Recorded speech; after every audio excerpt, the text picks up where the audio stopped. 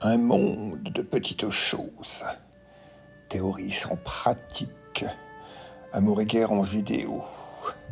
Fini l'expérimentation. Ainsi on ne se trompe plus jamais. Ceux qui pensent tout et ne font rien. Alexis, ce dernier sourire, la pureté de la pensée, sorte de refuge. Conclusion, tends ta main. L'intello a 20 000 lieues sous les mers. On ne pratique plus le monde, on le théorise. On ne pratique plus le sentiment d'amour au long des expériences, des blessures et des cicatrices. On le théorise en studio, dans un monde sans échec, beau comme Instagram et Tinder. On ne pratique plus le champ de bataille, on le modélise sur écran vidéo, éloigné de tout. On conseille aux autres, à distance comment la faire. La fameuse guerre remote control, on oublie. 14, 18, 39, 45, le Vietnam, l'Irak et l'Afghanistan. Ces charniers, ces estropiés, ces gueules cassées, ces dizaines de millions de martyrs et de cadavres décomposés, car jamais ensevelis. Héros de nos cimetières, petite croix blanche bien entretenue à Verdun, Sainte-Mère l'église ou le plateau des Glières. On conseille depuis son sofa de plateau TV, chez Pudasdas, au Brunet, ce qu'il faut faire à Gaza, contre Hamas, au sud Liban, contre Hezbollah. Pendant ce temps, on peut manifester en même temps, à Paris, nation, république, contre Israël et ses raids sanguinaires sur les populations, comme si la guerre était simplement intervention sous anesthésie locale par des chirurgiens au guidage laser, et plus les boucheries de tranchées et d'obus à raser les villes, les villages et les humains. Ainsi, ne se trompe-t-on jamais, ou presque, un monde presque parfait. Les années 70 sonnent le glas de la vulgarité du faire pour confier la tâche aux théoriciens du faire-faire pour ne rien faire. La technique devient méprisée. L'adolescent élu se doit de choisir des filières d'exception, littéraires, scientifiques, économiques et surtout pas le baccalauréat, le CAP professionnel, honte de sa famille.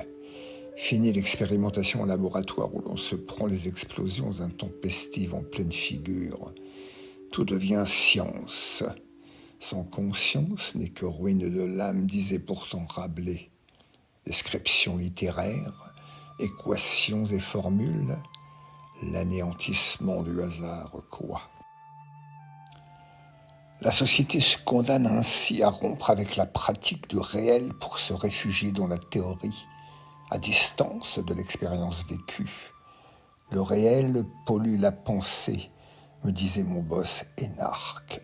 Il faut s'en préserver sans garder, il fait peur, il terrifie, car il envahit. Résultat, en 2024, il ne reste que des intellos, ceux qui pensent le tout et le rien, et n'ont plus besoin de rien pour tout faire, en bref, de rien faire.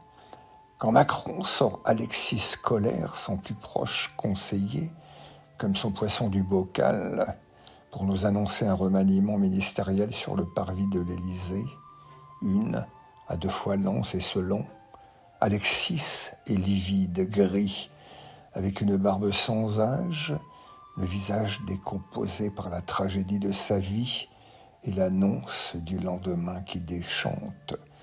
Le garçon n'a pas souri depuis le berceau et le sein riche de vie de sa maman.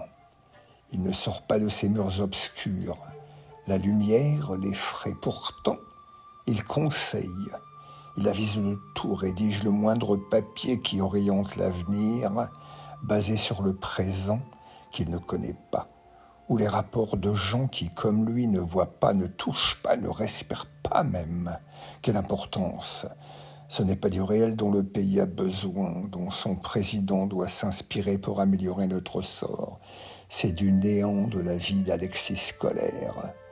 Sans inspiration, sans odeur, sans microbes, sans risque de contamination virale par le réel, quelque chose qu'il ne connaît pas, qui l'effraie, le terrifie. Seule l'abstraction, la pureté de la pensée ont une valeur. Dans les sociétés modernes, on observe une intellectualisation des expériences humaines autrefois vécues de manière plus directe. On transforme l'action en pensée pour ne plus avoir à faire, mais avoir tout de même bonne conscience. On accompagne le tout avec une petite sauce bien épicée, la communication. On théorise le tout avec aisance mais à bas prix, le fameux low cost de la pensée. L'amour, la guerre, le racisme, l'homophobie, l'antisémitisme, la crise du libéralisme, l'extrême droite. Trouvez-moi un sujet, un recoin de votre vie qui n'a pas subi ce lavage de cerveau à haute température.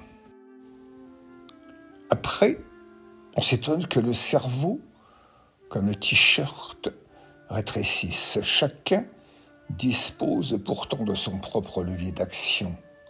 Je traite mon voisin juif, arabe, noir et homosexuel avec dignité, respect.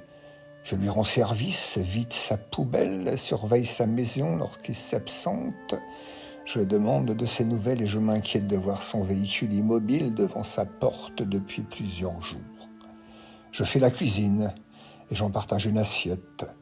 Je supprime aussi la consommation de plats cuisinés, low carb, ou que sais-je. Je m'arrête sur le bord de la route pour acheter les poireaux, les carottes et les fraises du fermier du coin, plutôt que d'aller à Carrefour, Walmart ou Leclerc. Je ne consulte pas ma page Facebook, YouTube ou Netflix en promenant mon bébé dans sa poussette au jardin public. La vision est seulement cauchemardesque. Je ne théorise pas ces comportements en un discours, je fais, je performe ces actes, je réalise au quotidien, je change ma vie. J'améliore pas seulement des petites choses, mon cadre, mon environnement, mon voisinage. Certes, ce n'est pas Gaza ou le front du Donbass dont on me rebat les oreilles 24 heures sur 7 jours, mais le quotidien est ainsi plus beau, plus doux, plus acceptable pour moi-même, mon voisin, le voisin de celui-ci, et ainsi de suite. L'humanité qui s'élève n'est autre que cette humanité de petits maillons, de petits liens qui se transforment en immense chaîne de solidarité, car d'action. On ne pratique plus l'amour au sens de l'émotion, la relation humaine privilégiée et concrète. Tout est dit, échangé via écran, réseaux sociaux, sans le toucher du réel. On abandonne la vraie vie au bénéfice de l'image du film refuge, la fiction. Même chose pour la guerre. 14, 18, 39, 45 et les autres. Les cimetières et camps de la mort ne sont plus des souvenirs historiques qui n'existent plus. Ce sont des chroniques TV de spécialistes qui n'en sont pas, mais simplement sous la lumière pour raconter une histoire, la leur. En 1945, après le désastre absolu, nos dirigeants, nous citoyens, avions agi pour rendre la coopération avec l'Allemagne et réciproquement vivante, concrète, efficace. Les lycées, les collèges organisaient des classes d'échange, de coopération, des correspondantes pour se comprendre, se parler, se dire face to face. Plus jamais cela. Et on a fait.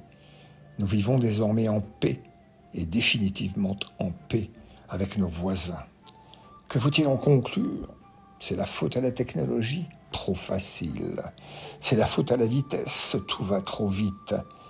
La technologie assiste l'analyse, mais n'est en rien responsable. Elle ne crée pas la version 4.0 du dernier microprocesseur ou la version 18 du système d'exploitation d'iOS. Elle est un produit comme la farine et l'eau qui en rien ne font le pain, quand bien même l'intervention divine ou la volonté du Saint-Esprit.